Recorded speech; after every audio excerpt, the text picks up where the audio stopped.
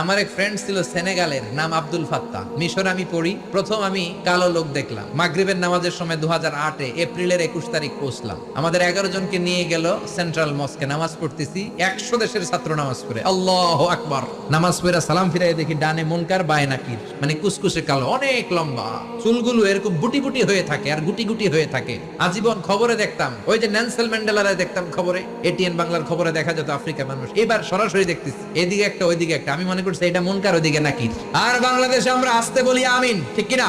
Saudi আরবে জোরে কয় আমিন। হঠাৎ বলল গায়রিল মাগদুবি আলাইহিম ওয়ালাদ-দাল্লিন, সবাই কি কয়? বাংলাদেশে সামনে আসতে আমিন কেন? ওদিকে কয় চিল্লে, আপনার হুঁশ থাকবে? আমি মনে করছি কিছু একটা ঘটতেছে। সালাম ফিরিয়ে দেখি ডান দিকে একটা মুনকার, বাম দিকে নাকির, কুচকুচে কালো। আমি দিছি দৌড়। আমাকে যারা রিসিভ করেছে বলল, ভাই মিজান দৌড়াও কেন? আমি কই এরা কারা? এরাই তোমার বন্ধু। কি সর্বনাশ, 5 বছর এগুলোকে থাকবো, থাকতে হবে তোমাকে গোটা বিশ্বের ইসলাম সম্পর্কে জানতে।